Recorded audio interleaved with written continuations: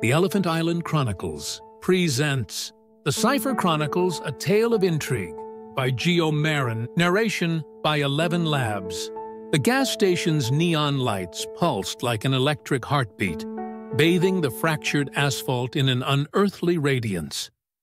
The air seemed to shimmer with fluorescence, lending the night an ethereal quality. Jonathon Nichols, whose towering frame cut an imposing figure against this backdrop of fuel and convenience, shouldered through the glass door. The quaint jingle of the bell above clashed with the electric hum within, a discordant note in the station's synthetic symphony. Jonathon reached for the trash bags under the counter, their contents a kaleidoscope of human desperation and fleeting joy. Discarded lottery tickets, crumpled cigarette packs, and empty energy drink cans. These were the artifacts of modern-day alchemy, where hope turned to either gold or ash. As he stepped outside, the humid air enveloped him like a sodden blanket. "Another night in paradise," he muttered, his voice sharp with sarcasm. His boots crunched rhythmically on the gravel as he approached the dumpster, echoing the night's hidden pulse. A low growl suddenly pierced the air, halting Jonathon in his tracks. His eyes found a pair of amber orbs gleaming in the darkness, reflecting the neon dance of the station's lights. The source of the growl, a dog, appeared out of nowhere, adding a layer of mystery to the night. "Easy there, Cujo," Jonathon said, his tone a blend of caution and curiosity. "I come bearing gifts of trash and tranquility." The growl softened to a whimper as the Belgian Malinois emerged from the shadows. Their eyes met in a moment of wordless understanding, a connection that was forming between them. "Lost or just freelancing?" Jonathon mused, noting the absence of a collar. He retreated to the store, returning with a makeshift feast of water and day-old hot dogs. "Bon appetit, my enigmatic compatriot," he said, setting the offerings before the dog. The Malinois hesitated, studying Jonathon's intentions before indulging. Little did Jonathon know that this seemingly mundane exchange would soon plunge his life into chaos. Over the next week, Jonathon found himself sharing the late hours with the Belgian Malinois he'd named Cipher, an homage to the dog's enigmatic aura that seemed to grow with each passing day. One evening, as twilight painted the sky in vibrant hues, Jonathon prepared their usual rendezvous with fresh water and leftover chicken strips. "Ah, the nightly special. Fit for a king, or at least a very discerning canine," he quipped. Cipher's tail wagged in sync with the pulsating neon lights as he approached, pausing to look up at Jonathon with a glimmer of shared amusement in his eyes. "You know you've got better taste than half the people who walk through that door," Jonathon said, smiling wryly. As Cipher devoured his meal, Jonathon sat on an old wooden crate, contemplating their unlikely friendship. "You know, they say a dog is man's best friend," he mused, "but they never tell you it's because dogs are the world's best secret keepers. You look like you've got your share of secrets, buddy." Cipher paused momentarily, as if weighing the gravity of Jonathon's words before returning to his meal. Jonathon chuckled softly. "All right, keep your secrets then, but just know that you've got a friend now. Whatever you've been through, it's in the past." For these two unlikely companions, their shared moments of comfort were but the calm before the coming storm. Danger loomed on the horizon, poised to shatter their newfound solace. The atmosphere grew tense as the night deepened. At 11:47 p.m., the silence in the gas station was broken only by the steady tick of the wall clock. Jonathon stood behind the counter, engrossed in a car magazine, when the door burst open with startling violence. A masked man stormed in, brandishing a gun. "Empty the register now!" He snarled, his voice a toxic blend of fear and bravado. Time seemed to slow as Jonathon's eyes met Cipher's. The dog lay near the entrance, every muscle coiled like a spring. A silent understanding passed between man and beast. Cipher lunged at the robber with astonishing speed and precision, his razor-sharp teeth finding their mark and disarming the man in one swift motion. The gun clattered uselessly to the floor. Seizing the moment, Jonathon vaulted over the counter, pinning the robber to the ground, until the wail of approaching sirens filled the air. Looking down at the defeated assailant, then back at Cipher, Jonathon couldn't suppress a smirk. "You picked the wrong gas station, buddy," he said, his voice tinged with feral satisfaction. "I used to work at Waffle House, motherfucker." Cipher's tail wagged slightly in approval as the robber could only groan in response. Media attention. The dawn barely broke when the town erupted into a frenzy of excitement. Local news outlets descended upon the story like ravenous birds, each vying for their piece of the sensational narrative. "Mystery Dog Saves Local Man from Armed Robbery," blared the headlines, splashed across screens and papers in bold typeface. In the quiet of his grandmother's inherited house, Jonathon sat in his modest living room. The absence of his children, staying with their mother, left a palpable void. Flickering television images painted his face in an ever-changing tableau of light and shadow. Beside him lounged Cipher, his savior from the previous night's chaos, who was now too heroic to be left scrounging for scraps. "Looks like you're a bona fide celebrity," Jonathon mused, his hand reaching Cipher's ears. "What do you say we make this partnership official?" Cipher's wagging tail spoke volumes. In that moment, Jonathon's decision to adopt the dog crystallized. An impulsive choice, perhaps, but one that felt predestined. Yet their newfound fame cast a long shadow. Malevolent figures observed their story in distant, darker corners with twisted interest. The collaborators. Take notice.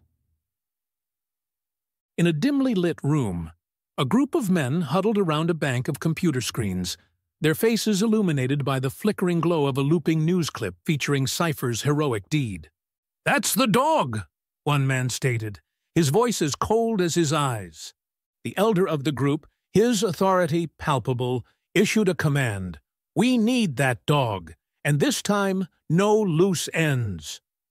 The others nodded, recalling their recent raid on the rural home of the dog's previous owner, a former Navy SEAL. In the ensuing chaos, the animal had vanished into the night. Driven by instinct, Cipher had traveled nearly 60 miles north before fate guided him to Jonathon's gas station. Fingers flew across keyboards as the men mined data on their new obstacle. A name emerged: Jonathon Nichols. "Gentlemen," the leader instructed, a sinister smile playing on his lips, "acquire the dog and ensure no witnesses remain." His words hung in the air, heavy with the promise of violence. First-ish encounter with danger. The evening settled quietly over Jonathon's house, his daughter's continued absence leaving it feel empty. Cipher sprawled on a nearby rug, eyes half closed but vigilant, as if sensing the fragility of their peace. Jonathon absently flipped through TV channels, the flickering images failing to hold his attention. Suddenly, Cipher tensed, ears erect, a low growl rumbling from his throat. "What is it, boy?" Jonathon asked, leaning forward. Before he could process the situation, a thunderous crash shattered the stillness. Two masked men burst through the window, guns drawn, their intentions clear. Cipher sprang to his feet, positioning himself between Jonathon and the intruders, his snarl fierce and protective. "Nice doggy," one man sneered, aiming at Cipher. "You might want to rethink that," Jonathon retorted coldly, grabbing a scarred baseball bat from behind the couch. Tension filled the room. Each second an eternity. Cipher struck first, lunging at the nearest intruder with lethal precision, disarming him in a blur of fury. Seizing the moment, Jonathon swung his bat, connecting with the other man's gun and sending it skittering across the floor. The intruders exchanged terrified glances before scrambling back through the shattered window, retreating into the night. Jonathon's heart raced as he surveyed the damage, relief flooding him as he confirmed Cipher was unharmed. Questions swirled in his mind. Who were these men, and why had they come? "You okay, boy?" he asked, crouching to inspect Cipher. The dog's steady gaze offered reassurance. As the adrenaline faded, Jonathon's hands shook. He realized how close they'd come to disaster, saved only by Cipher's quick action and a stroke of luck. Unease settled over him as he considered the implications. Someone out there wished them harm, but why? With trembling fingers, Jonathon reached for his phone and dialed 911. Police interrogation and aftermath.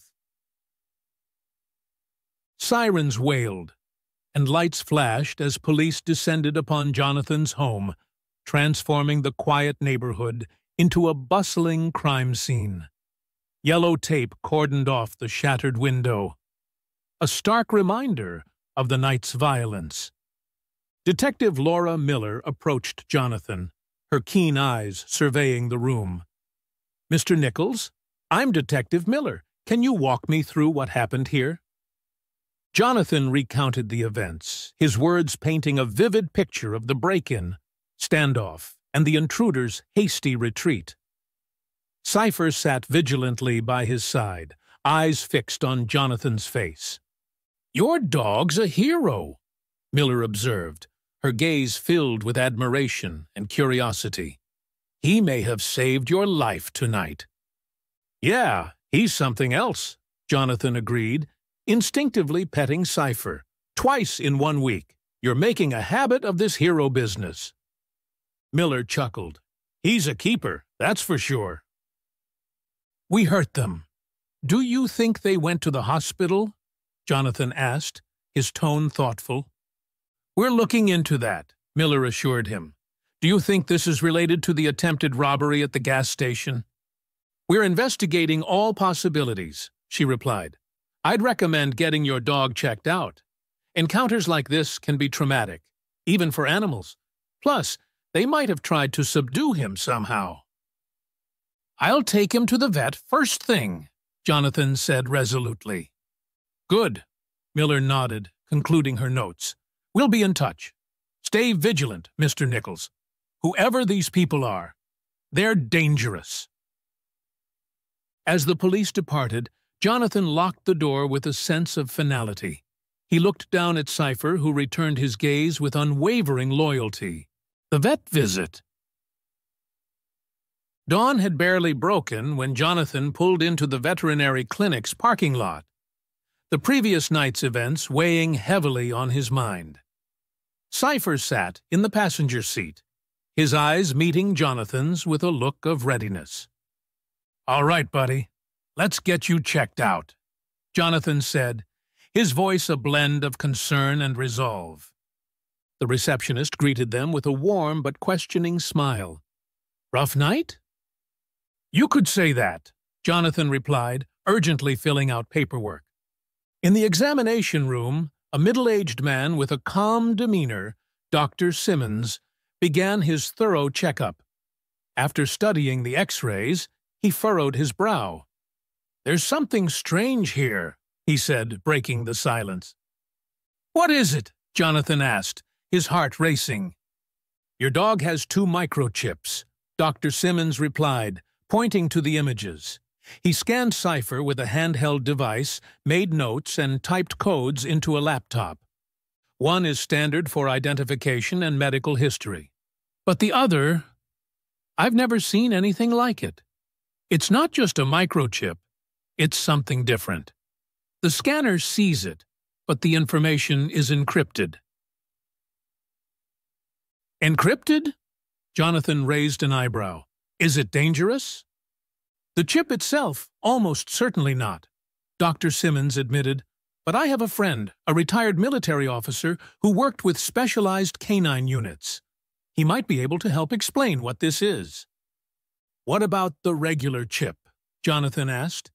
It says his name is MWD 869, owned by Michael Thompson of Smithsville, Tennessee.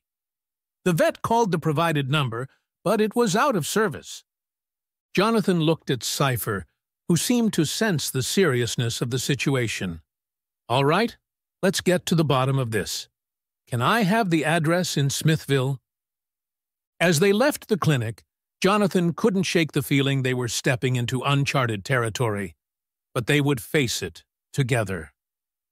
On the drive home, Jonathon's phone buzzed with a text from Dr. Simmons. My military friend is interested in Cipher's case. Can you meet tomorrow? Jonathon felt a mix of relief and apprehension. A lead at last. But what would it reveal? Investigation begins. The creaking door revealed an office steeped in military history. Medals, faded photographs, and tactical maps adorned the walls, each silently narrating tales of valor and sacrifice. The air hung heavy with the scent of old leather and gun oil, tinged with the aroma of secrets. Captain Harris, a grizzled veteran, sat behind a cluttered desk. His sharp eyes locked onto Jonathon as he entered. So, you're the guy with the wonder dog, Harris said, his gravelly voice resonating with years of command. And you're the guy who might know why my dog has a James Bond microchip, Jonathon quipped, masking the seriousness of the situation with wry humor. Harris chuckled dryly, gesturing to his computer screen. Jonathon watched as Harris began decrypting the data from Cipher's mysterious second microchip. The tension was palpable, each second stretching endlessly. Cipher lay quietly at Jonathon's feet, sensing the moment's importance. Finally, Harris looked up, his eyes grave. This chip has military-grade encryption. It's not just for identification. There's data here, but it's beyond this system's capabilities to decrypt. Like top-secret spy stuff? Jonathon whispered. Harris nodded. Your dog isn't just a pet, Jonathon. He's a living, breathing, safe deposit box, and whatever he's carrying, someone wants to keep it secret. Jonathon's eyes shifted to Cipher, who returned his gaze with an almost human-like understanding. Looks like we're in the middle of something much bigger than a small-town robbery, said Jonathon. Indeed, Harris agreed, and we should find out what that is before whoever's after this information finds us. Jonathon handed over the slip with Michael Thompson's information. Captain Harris typed the name into a search engine, revealing a shocking headline. Retired Navy veteran found murdered in Smithfield home. Smithfield, Tennessee, June 11, 2024. In a shocking and tragic incident, a recently retired Navy veteran was found murdered in his home late last night. Authorities have identified the victim as Michael Thompson, a local resident. The Smithfield Police Department responded to a call around 11:30 p.m., discovering the body of the 45-year-old veteran in his residence on Oakwood Drive. Details surrounding the murder are still emerging, and the police have not yet released information on any suspects or possible motives. This is a heartbreaking loss for our community and for his family. We are doing everything possible to find those responsible, said Police Chief Samuel Brooks. Thompson, who had served with distinction for over 2 decades, had moved to Smithfield to enjoy a quieter life after his retirement from the Navy. Friends and neighbors described him as a respected and beloved figure, often seen volunteering at local events and mentoring young people in the neighborhood. This is a tragic reminder of the dangers that can be faced by even those who have served our country so valiantly," said Mayor Lisa Matthews. "Our thoughts and prayers are with his family during this difficult time." The investigation is ongoing, and police have urged anyone with information to come forward. A memorial service is being planned with details to be announced soon. "Murdered? What the fuck?" Jonathon exclaimed. "You need to take this information to the police," Captain Harris urged. "I'll also make some calls. I have to be at work in 30 minutes. I'll head to the police station when I get off." "Are you sure going to work is a good idea?" "I have bills to pay," Jonathon replied, the weight of his ordinary responsibilities clashing with the extraordinary situation unfolding around him. Second encounter: the stakeout. As Jonathon pulled into the familiar gas station lot, tension crackled in the air. Cipher, ever vigilant, sat beside him, keen eyes scanning their surroundings. The atmosphere thrummed with anticipation, an electric current of unspoken peril. As Jonathon parked, a glint of metal caught his eye across the street, a nondescript car with tinted windows concealing its occupants. A chill ran down his spine. "Looks like we've got company," he muttered to Cipher, whose ears perked up at the foreboding in his voice. When Jonathon's foot touched the asphalt, the car across the street roared to life. Its headlights flared, and the vehicle lunged forward, its engine growling like a predator closing in. Cipher's response was immediate, a bark that was both warning and battle cry, defiance embodied in sound. Acting instinctually, Jonathon leaped back into his car, gripping the wheel like a lifeline. Cipher vaulted into the passenger seat, body coiled and ready, eyes locked on the approaching threat. What ensued was a high-speed chase that seemed to defy physics and fear alike. Tires screeched in protest, leaving ephemeral marks on the road. Engines roared, each rev a testament to the adrenaline flooding their veins. Jonathon's eyes were steely orbs of focus as he executed a series of daring maneuvers, sharp turns, sudden brakes, and audacious swerves that would impress even a Hollywood stunt driver. The pursuing car was relentless but not infallible. It struggled to match Jonathon's calculated recklessness and intimate knowledge of local streets. Finally, after an eternity of chaos, Jonathon saw his chance. A quick veer into a narrow alley and the tailing car sped past, its occupants cursing in frustration. Pulling to a stop, Jonathon exhaled a breath he didn't know he'd been holding. His eyes met Cipher's. Words were unnecessary. They had survived, this time. The police connection. A new ally. Jonathon sat across from Detective Laura Miller, her meticulously organized desk between them. The atmosphere was tense, charged with unspoken concerns and looming threats. "What can you tell me about this vehicle?" Miller inquired, pen poised over her notepad. Jonathon provided what scant details he could recall from the frantic chase. "This is the third time in a week that I've been attacked. If it wasn't for Cipher—" Miller glanced at the dog, then back at Jonathon. "You've had quite the eventful week. Most people get a dog for companionship, not a personal security detail." Jonathon chuckled, though his eyes betrayed his concern. "Life's been anything but quiet since Cipher came around. And it's not just me I'm worried about.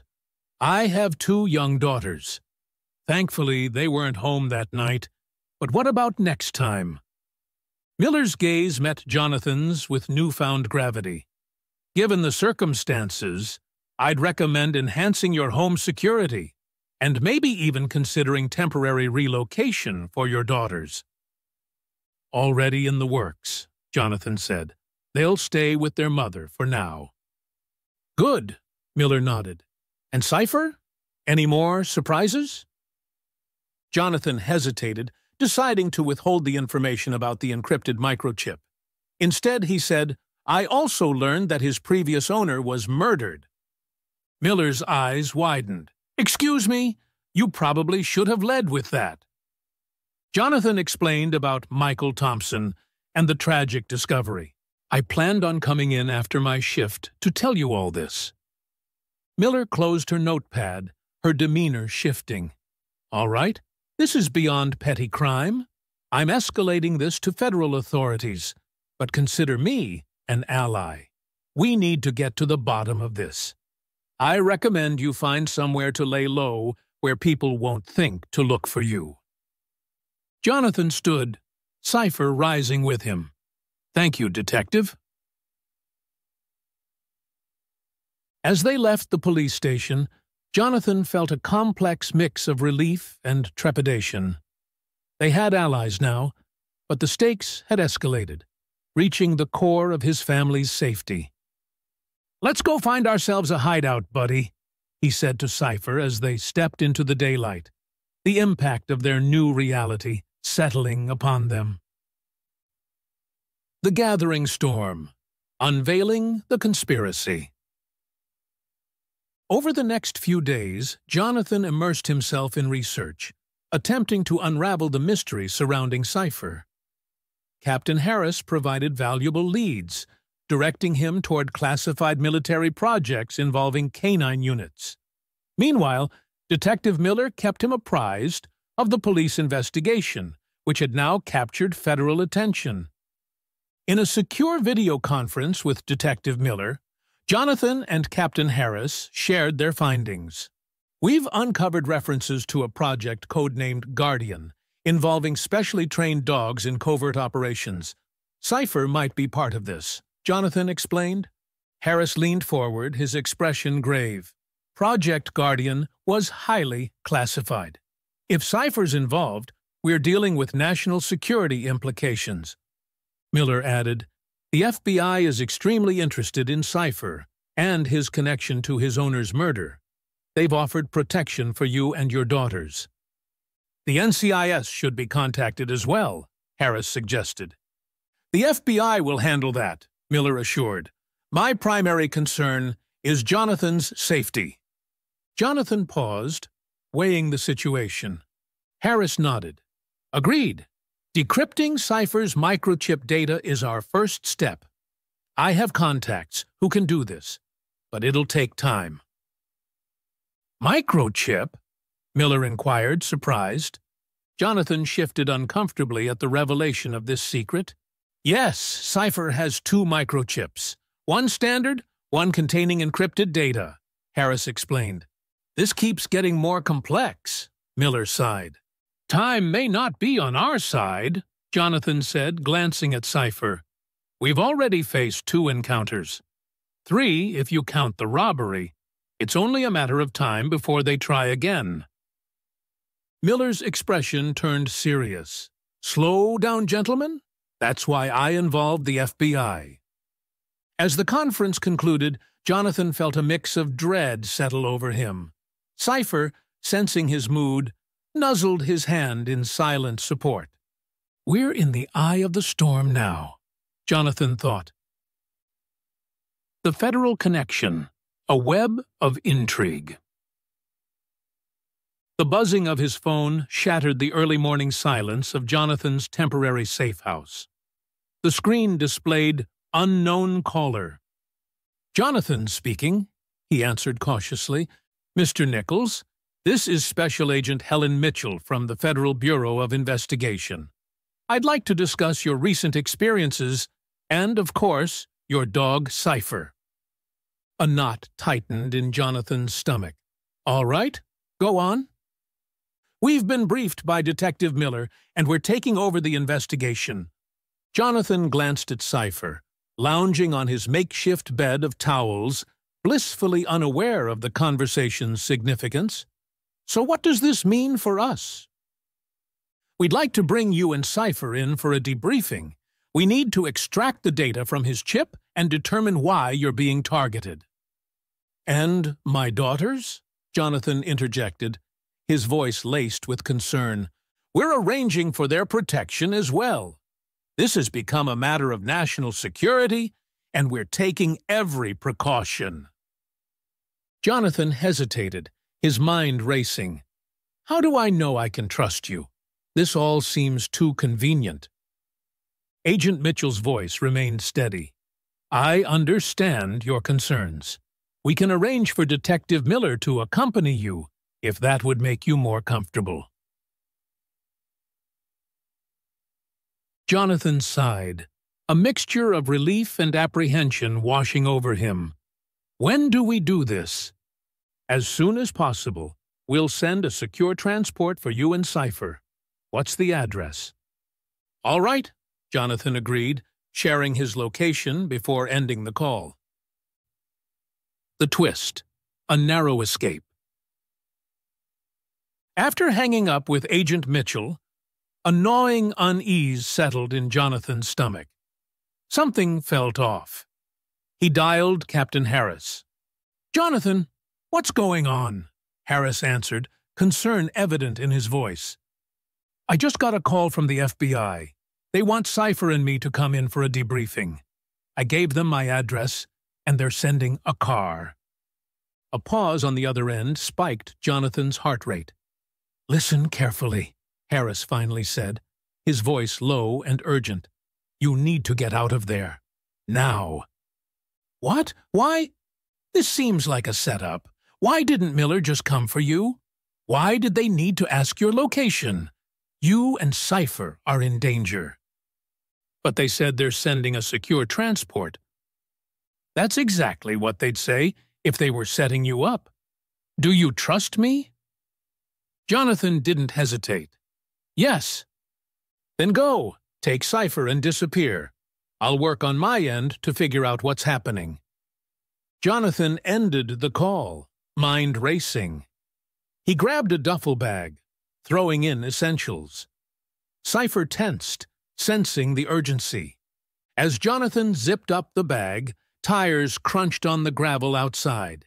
Peeking through the curtains, he saw a black SUV pull into the driveway. The men stepping out weren't in any recognizable uniform. They moved with a predatory grace that sent chills down his spine. "Cipher, we have to go," he whispered, grabbing the bag and heading for the back door. As they slipped out, Jonathon took one last look at the safe house, his sanctuary turned trap. Was Miller involved somehow? So much for her being my ally, he thought. They made their way into the woods behind the house, Cipher leading. Jonathon's phone buzzed. A text from Detective Miller. "Jonathon, I need you to come down to the station." He typed back quickly. "Something's wrong. Had to leave. We'll explain later." As they moved deeper into the woods, Jonathon felt the impact of their narrow escape. They were fugitives now, running from an enemy they didn't fully understand. On the run. Jonathon and Cipher moved cautiously through the woods, the crunch of leaves underfoot breaking the eerie silence. Though no survivalist, Jonathon's childhood adventures had familiarized him with these woods. Still, this was far from childish exploration. His heart pounded, each beat a stark reminder of their precarious situation. Hours seemed to pass before they stumbled upon an old, abandoned cabin. The musty scent of disuse permeated the air, but it offered a temporary haven. Jonathon set down the duffel bag and filled a bowl with water for Cipher, who lapped it up eagerly. "We're safe for the moment, buddy," Jonathon said, his voice a mixture of exhaustion and disbelief. "But we need a plan." His phone buzzed with a message from Captain Harris. "Lay low. I'm working on getting you some help. Don't trust anyone. And take the SIM out of your phone." Jonathon sighed heavily. Trust had become a luxury he could no longer afford. His thoughts drifted to his daughters, their faces filling him with a bittersweet cocktail of love and dread.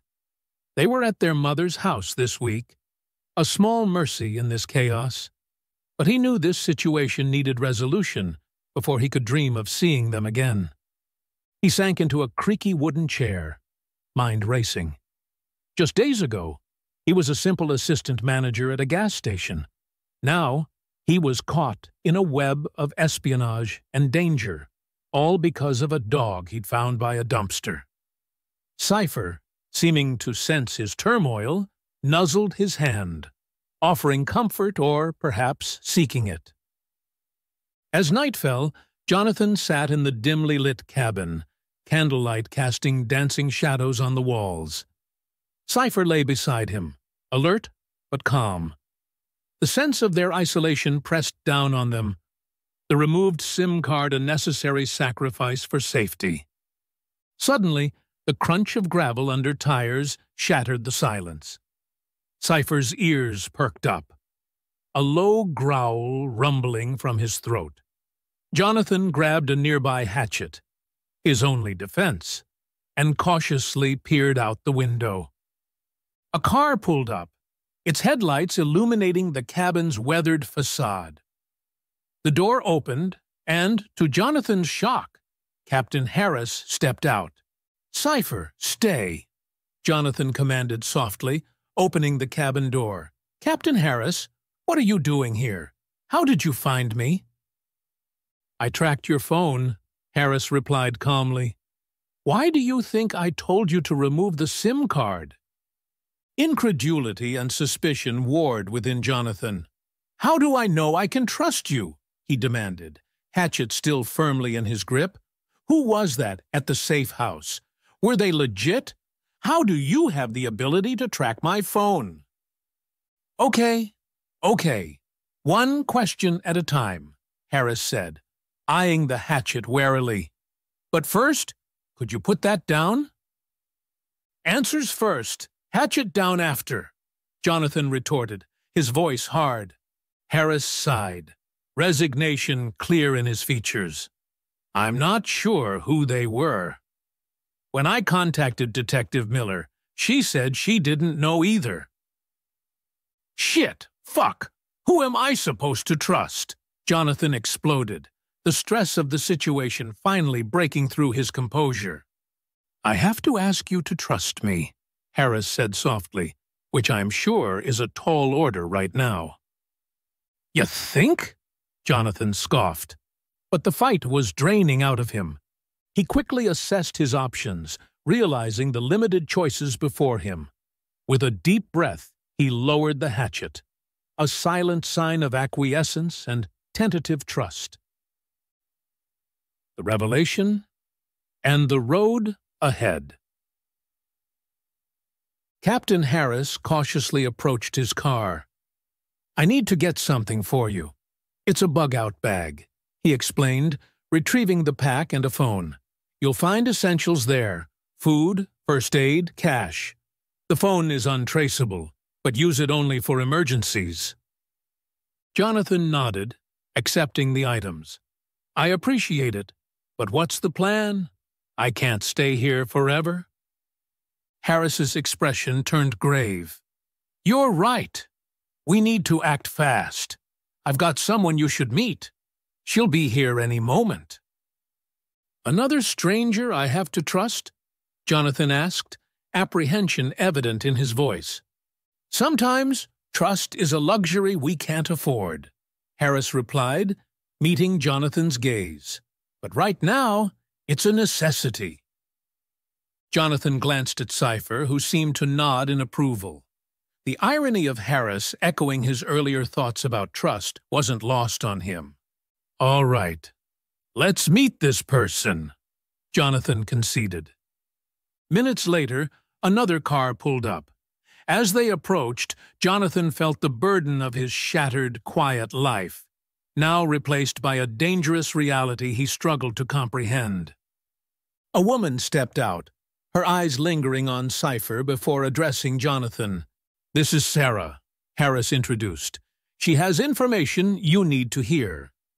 Sarah extended her hand, her grip firm and gaze unyielding. "Pleasure to meet you, Jonathon. I wish it were under better circumstances." "Likewise," Jonathon replied.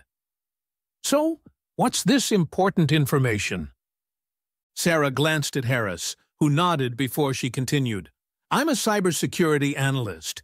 I've been tracking the people after your dog. They're using advanced technology to smuggle classified data. Your dog Cipher is part of this intricate web.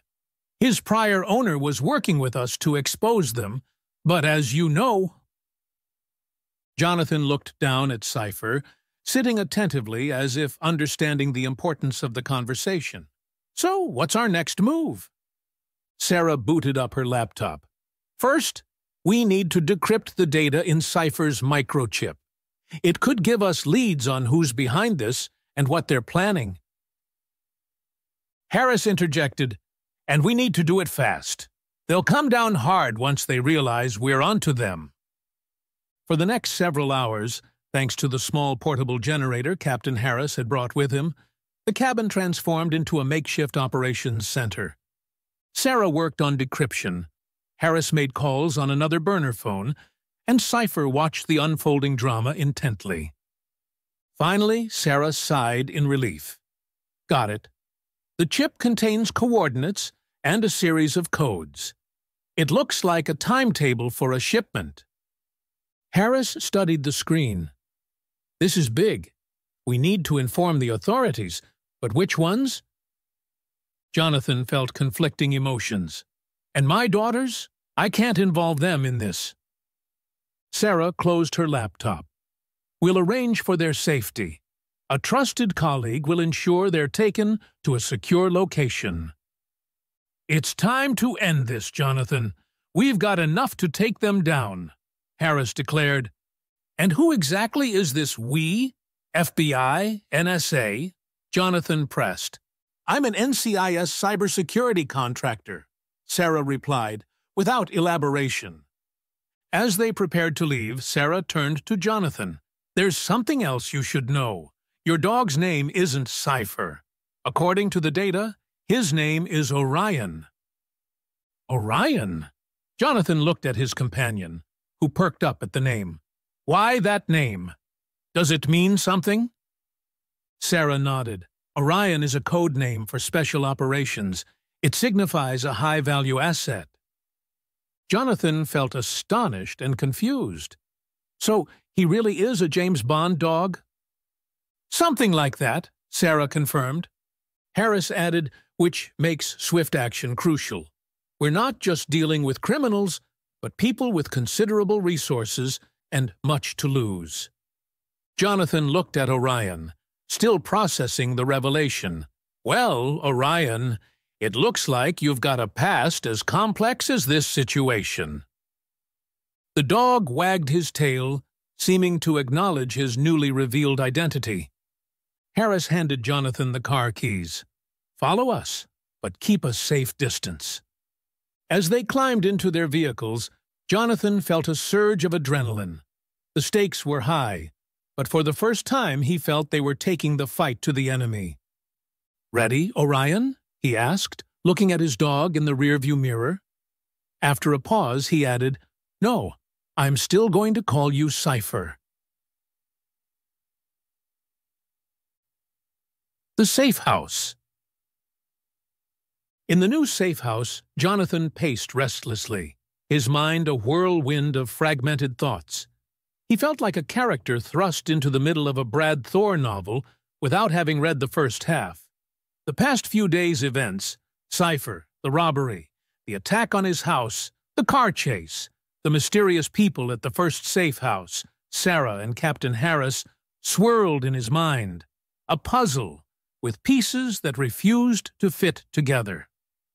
Captain Harris, seated at a small table, worked tirelessly on his burner phone, his voice a low murmur of urgency and authority. Suddenly, he caught Jonathon's eye and motioned him over. "Yeah, they're safe. He's right here. I'll put you on speakerphone," Harris said, then mouthed to Jonathon, "It's Detective Miller." Detective Miller's voice crackled through the speaker, tinged with relief. "Thank goodness you're all right. We've been looking all over for you." "I bet you have," Jonathon replied, unable to keep the suspicion from his voice. "Yes, we have," Miller continued, "and so has Special Agent Helen Mitchell. But I should clarify, the person who called you earlier was not her." Jonathon's brow furrowed. "How do you know that?" A new voice, unfamiliar and authoritative, joined the conversation. "Jonathon, this is Special Agent Helen Mitchell. I can assure you it was not me who called you." Jonathon paused, his mind racing. This voice was clearly different from the one he'd heard before. Well, shit, he thought, realizing the depth of the deception he'd narrowly escaped. "Then who was it?" he asked, frustration and curiosity battling in his tone. "We're trying to figure that out," Mitchell replied. "But until we do, we need you and Cipher safe. So here's what we're going to do." As Agent Mitchell laid out their plans, Jonathon felt a mix of emotions wash over him. Relief at finally connecting with legitimate authorities warred with a lingering sense of paranoia. Sensing Jonathon's unease, Cipher padded over and rested his head on his knee. The simple gesture of loyalty grounded him, reminding him of the unlikely partnership that had thrust him into this situation, and might just see him through it. Captain Harris watched the exchange, his eyes narrowing thoughtfully. "Jonathon," he said as Mitchell finished speaking, "I know this is a lot to take in, but remember, you're not alone in this. We're here to help, and we will get through this together." Jonathon nodded, absently stroking Cipher's head.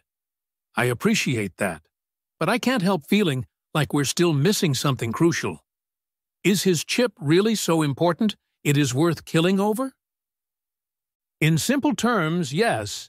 Yes, it is," Mitchell's voice came through the speaker, "but that's why we must keep you, your family, and Cipher safe."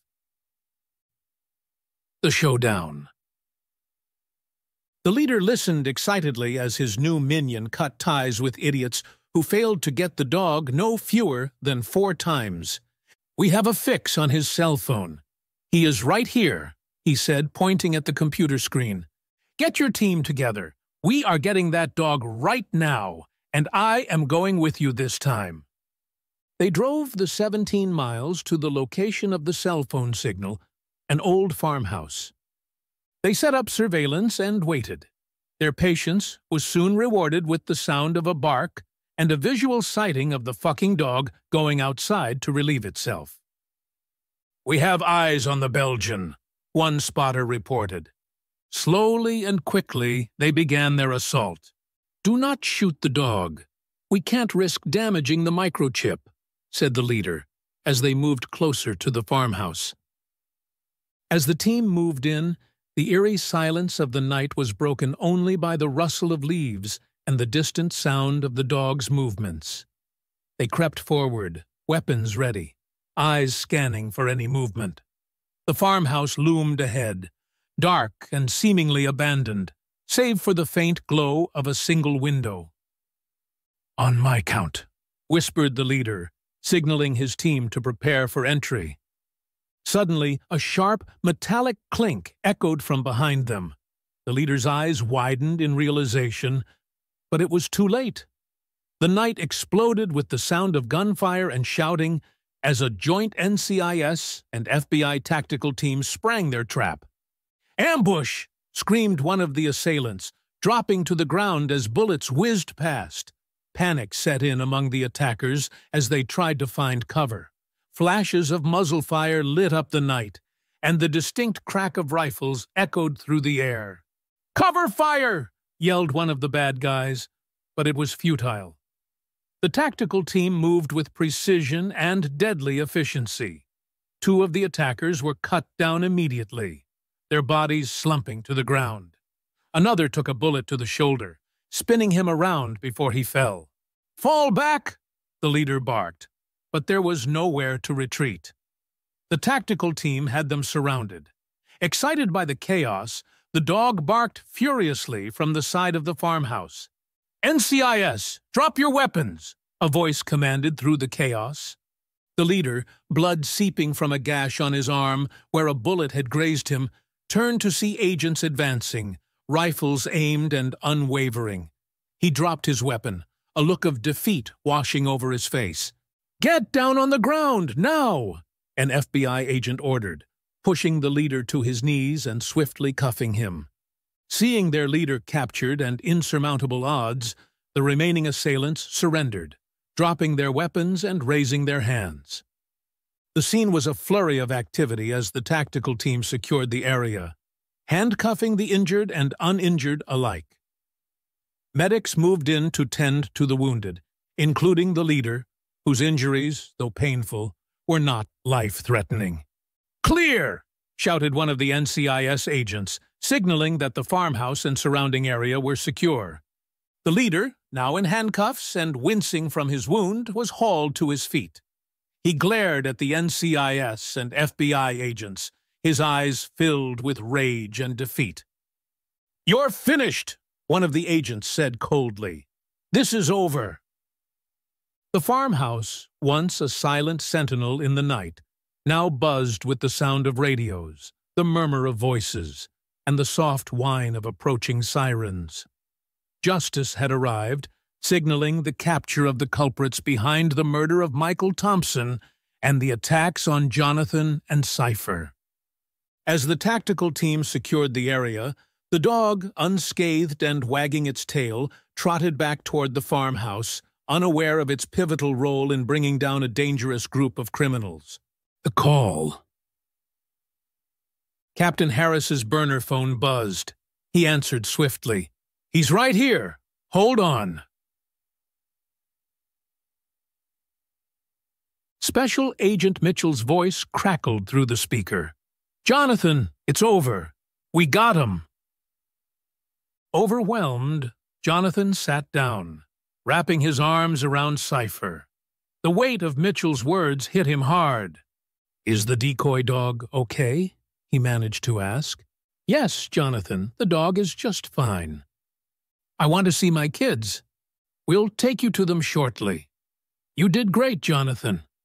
"Thank you," Mitchell said before ending the call.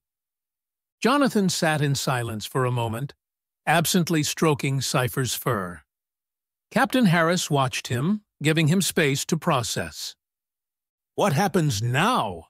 Jonathon finally asked, looking up at Harris. "Now we get you back to your family," Harris replied. "There will be debriefings later, but let's focus on getting you home for now." Jonathon nodded, standing up. He looked down at Cipher, who wagged his tail. "Ready to go home, boy?" he asked. Cipher barked once in response. As they gathered their few belongings, Jonathon couldn't help but think about the gas station where it all began. He wondered if he'd ever look at it the same way again. "Let's go," Harris said, holding the door open. Epilogue. Weeks later, Jonathon found himself at the gas station, Cipher at his side. After everything they'd been through, the familiar routine of taking out the trash felt oddly comforting. As Jonathon hefted the bags into the dumpster, Cipher sniffed around the area, alert as always. "Just another night at work, huh, buddy?" Jonathon said, patting Cipher's head. The dog looked up at him, tail wagging. They walked back towards the store, the neon lights casting their usual glow on the cracked asphalt. Jonathon paused at the door, his hand on the handle. "You know, I never thought I'd be glad to see this place again," he murmured. Cipher nudged his leg, as if urging him inside. Jonathon chuckled. All right. Let's get back to it." He pushed open the door, the familiar jingle of the bell greeting them. As they stepped inside, Jonathon glanced down at Cipher, who had already settled into his usual spot by the counter. The night stretched ahead, ordinary and uneventful, and for once Jonathon was perfectly content with that. The end. From all of us here at the Elephant Island Chronicles, we hope you have enjoyed this original short story by Jonathon. Until next time, stay curious.